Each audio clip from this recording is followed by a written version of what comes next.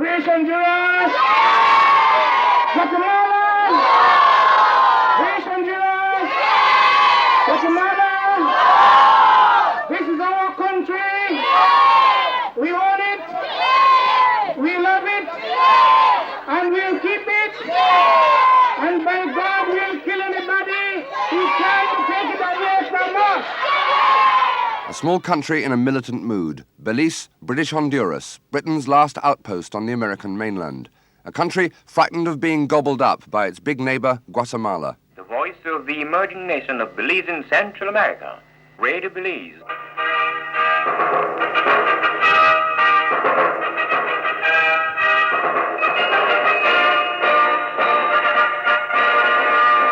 We invite you, wake up and work together.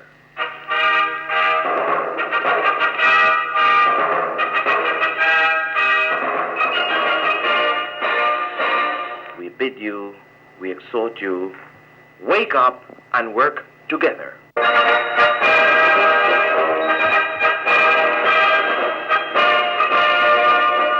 Day by day we come together.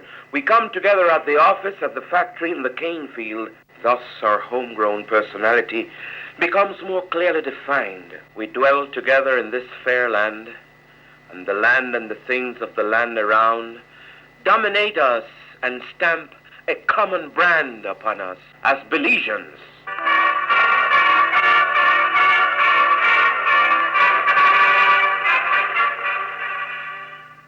Once again, we bring you another in your Morning Moods program. We begin with romance.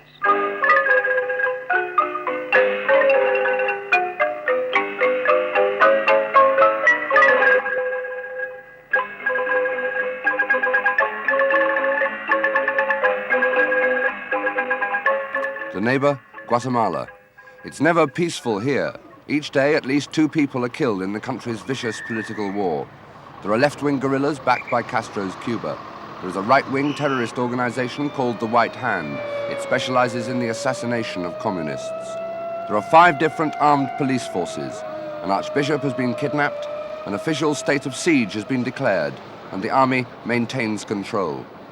The emergency began in January after the assassination of 2 top American advisors, both heads of military missions. The police cars, the guns, and the bulletproof jackets all come from the United States. Until this year, the guerrillas operated in the countryside. The deaths of the 2 Americans signaled a change in tactics. Now they have moved to the city streets. British Honduras, or Belize as they call it, looks at all this and fears for its future. Guatemala is a different world. The capital alone has 6 times as many people as the whole of British Honduras. Its president earns a higher salary than any other president in the world. Guatemala sees British Honduras as its 23rd state.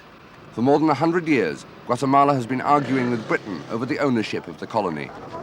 Dr. Emilio Arenales is Guatemala's foreign minister. With Britain wanting to shed the colony, he is determined to settle the argument before independence.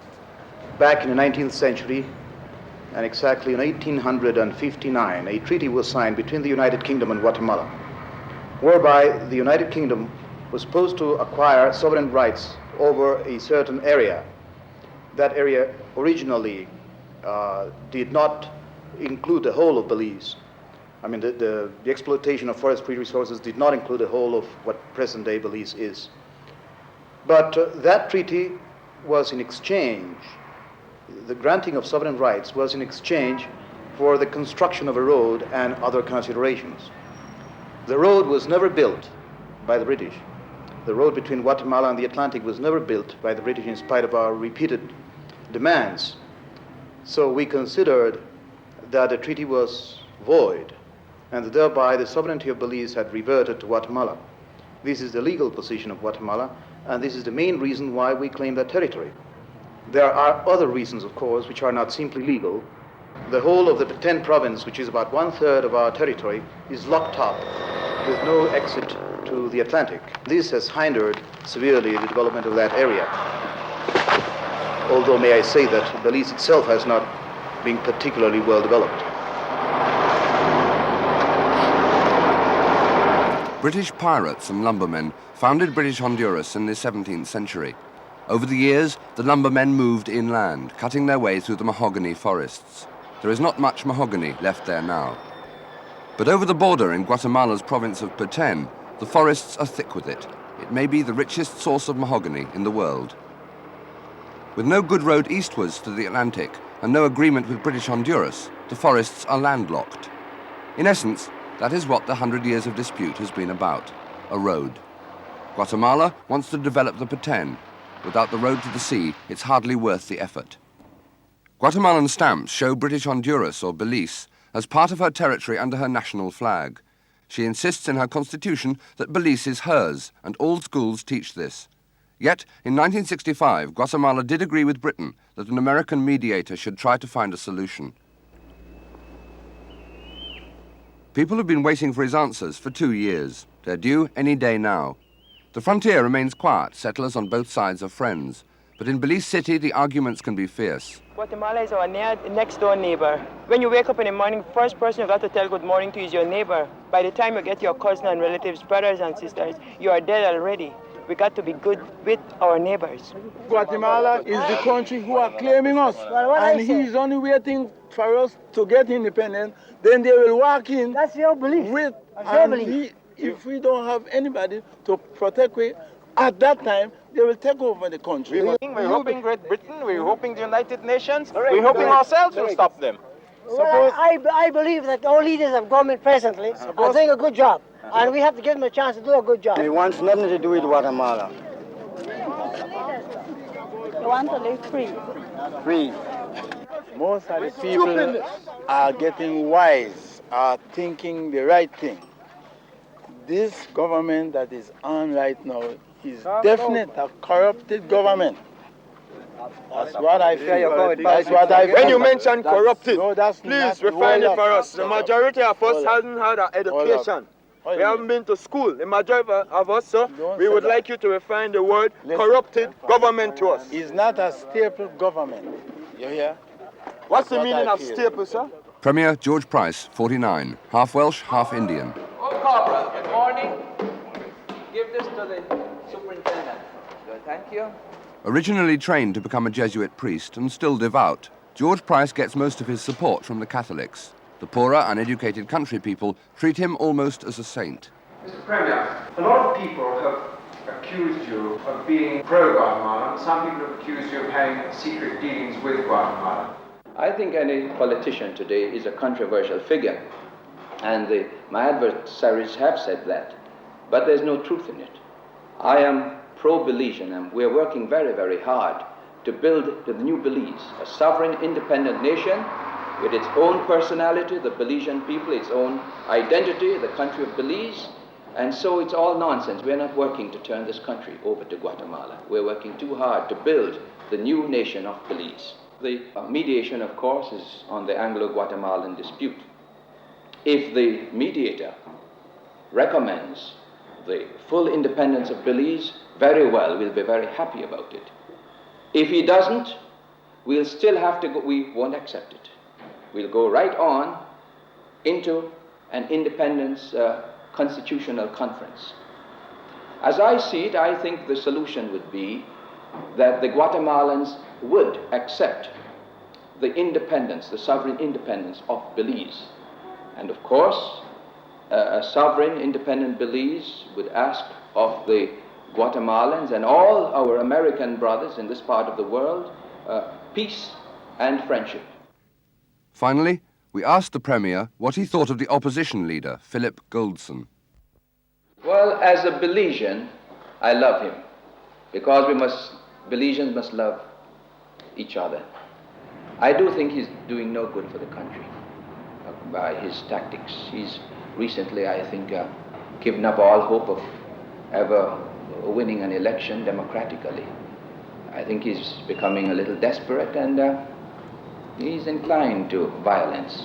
Politics in British Honduras is a personal vendetta between George Price and Philip Goldson, one-time secretary of Price's party, now leader of his own National Independence Party. Goldson's headquarters are also the offices of his own newspaper, the Belize Billboard, renowned for its scathing attacks on the Premier. We asked him what he thought of George Price. I think he's completely intolerant. He's he has been mixed up in this Guatemalan issue for a long time, and whatever may be his reasons for it, whether it's religious or racial or financial, he is using all his fanaticism in pushing it very trickily, and those people who know him see that he's one of the trickiest men, one of the most evasive persons they've ever come across, and he just cannot be trusted. Price has been playing along with the Guatemalans. He has been reputed to have received the money from them. Various sources have established that his intention is to get us independence and then bring us into some form of association with Guatemala. This was established by the Sharp Inquiry in 1954, by the Secretary of State for the Colonies in 1957, when Mr. Alan Lennox Boyd reported that Price was caught attempting to sell out the people of British Honduras lock, stock, and barrel to Guatemala.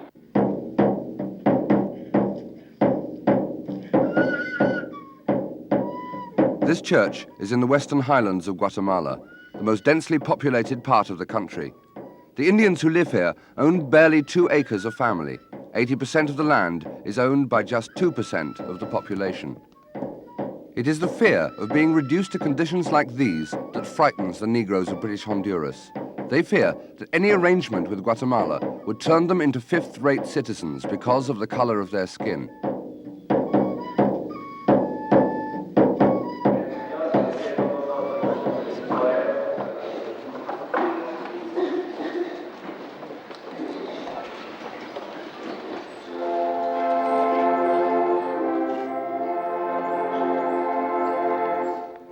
The only people who seem to care deeply about the Indians are the priests. In January, 3 Catholic fathers and a sister were expelled because their concern had gone too far. They had openly supported the revolutionary guerrilla movement.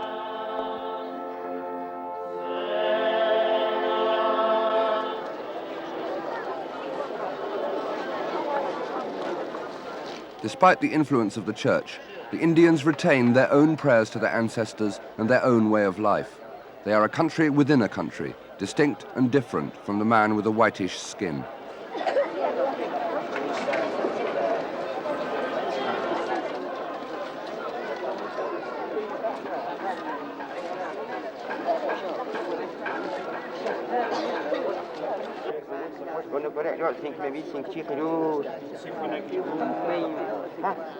Six out of 10 people are pure Indian, descendants of the highly developed Mayan civilization.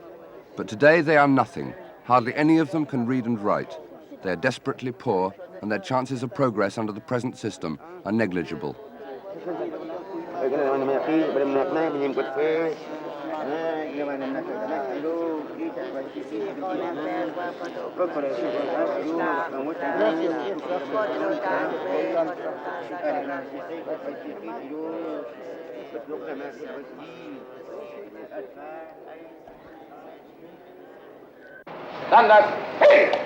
It's all very different in British Honduras. Here, the way of life is mainly derived from Britain and the Caribbean. The British have done little to develop the country, but they have given the people equality, a basic education, and law and order. Guatemala has 5 armed police forces. Belize City has just 14 unarmed policemen on duty every day. But there is more defending the colony than 14 policemen. Constable 461, 644 Smith, Government House Grounds 1. Sir! 461 Patrol, Government House Grounds 2. Sir! For the time being, the governor, Sir John Paul, can call on the British Army if trouble starts. One must accept the possibility that there's a danger of a vacuum developing in this country. And in that event, the Americans, I think, would be very much concerned to see that the territorial integrity of the country was preserved.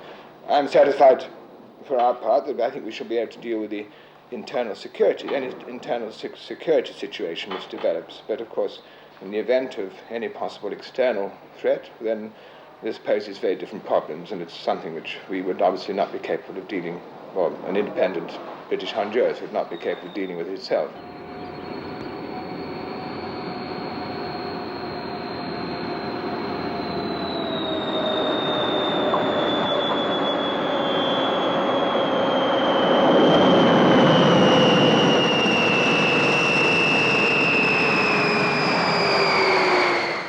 For decades, a garrison of 250 troops has been based in Belize to safeguard against invasion by Guatemala. Last month, the Green Howards took over from the Coldstream Guards. Both the US and Guatemala fear that when the British go for good, the Cubans will infiltrate. Guatemala's ex-foreign minister, Jorge Skinner Clay. In Central America, it's always been not only traditional in the sense that we express it like that, but it is a fact of life, that one's borders are not watched by oneself, but it's one's neighbor who has the responsibility to see that that border is kept intact, that it's not penetrated. The responsibility behooves on the neighbor.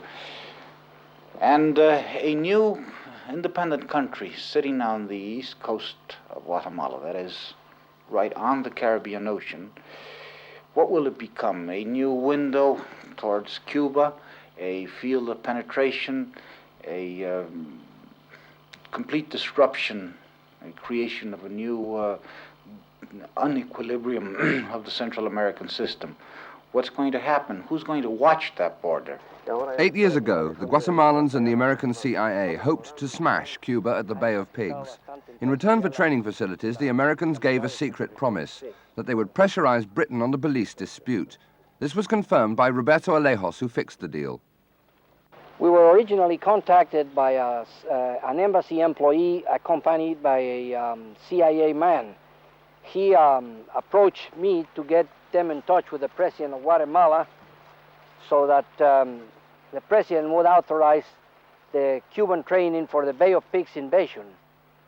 I took them to see the president, and the president okayed the program. They requested that they had to have somebody that would be a contact man between their government and the project. We built a small airstrip here that you can see for facilitating the purposes of movement between Helvecia and San Jose by air. We have here an area where a tower was installed for the training of the parachute jumpers. That tower was on one of the hills just across the other side, and the end of the tower was installed on this side. What was President Ydígoras' motive behind allowing Americans to come here to do this?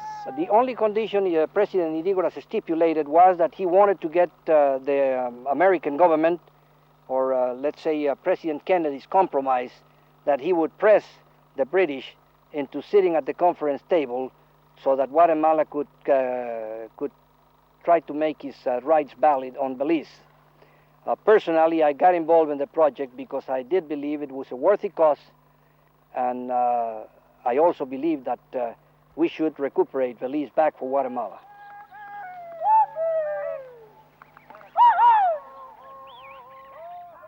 The Americans and Cuban exiles left long ago. It's peaceful on Don Roberto's farm, but elsewhere in Guatemala there is turmoil.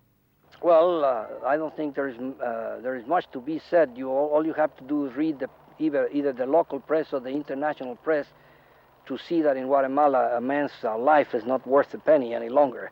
People are killed day in and day out, and little or nothing is being done to actually cancel that violence that is conducting Guatemala nowhere but to chaos.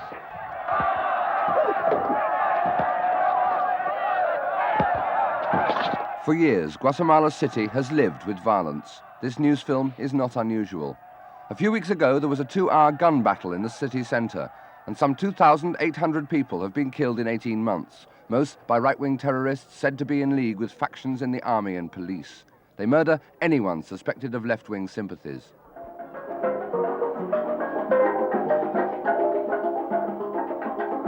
Politics in Belize are heated, but for the most part bloodless. Music starts a typical protest meeting against George Price. Helen Taylor, great-granddaughter of a British settler and an opposition leader. It lies in the hands of this little country to demonstrate before the world and to find out if the United Nations can protect small nations and allow them to control and follow their destiny. So, as I said before, ladies and gentlemen, it is our privilege to fight behind the National Independence Party, to see that the people of this country gain their mental, their political, and their spiritual freedom, and eventually obtain an independence that is a real independence within the British Commonwealth, of course.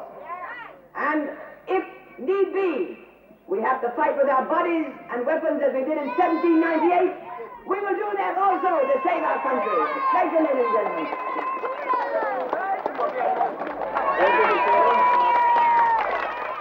Philip Goldson continues his crusade against the Premier. Who is the traitor that is trying to save our country? Therefore, we cannot have George Price running our country, and we say, down with Price, down with the Guatemalan claim, down with bogus independence. Who is the man that Governor Thornley told us is selling out our country lock, stock, and barrel to Guatemala? Therefore, down with Price, down with the Guatemalan claim, down with bogus independence. I am not trying to push the country in any sense in any closer relation with Guatemala. We're trying very hard to achieve the independence of Belize. But I do think that there is room for economic cooperation with Guatemala. And it's a pity if a climate of hostility and hatred should be so engendered that the Belizean people are so emotional that they would not even consider an economic or a cultural or a social proposal that would mean somewhat closer relations with Guatemala. The problem is not one of impossibilities. The problem is one that can be solved with goodwill and a lot of backbreaking work. But as long as we continue to say, all right, Belize es nuestro, and they continue to say, to hell with the Guatemalans, we're not going to get anywhere. When the British go, it seems inevitable that the Americans will move in. There is an unlimited amount of land here in BH for farmland, for raising cattle. We have right now 4,000 head of cattle. And we plan to expand, say, in the next 6 years, 5 or 6 years, up to around 10,000 head. And we'll probably level off after that. British Honduras is virtually empty. Too much land and too few people. Agriculture is her future, and Texan cattlemen could be the forerunners of an American invasion. The quiet Britishness will change.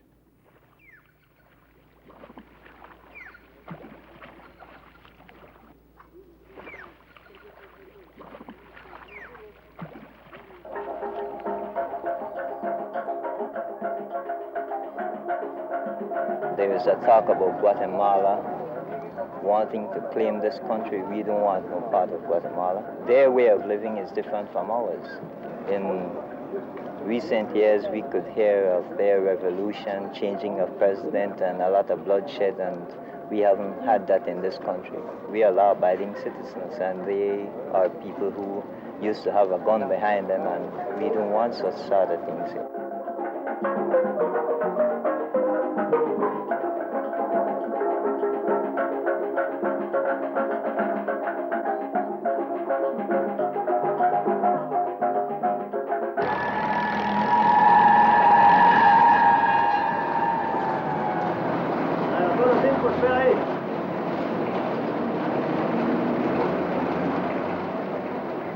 Today, a state of siege in Guatemala, the army on the streets day and night. Tomorrow, without British protection, an independent Belize may face this. The alternatives are equally unattractive. Subversion by Cuba, takeover by the United States.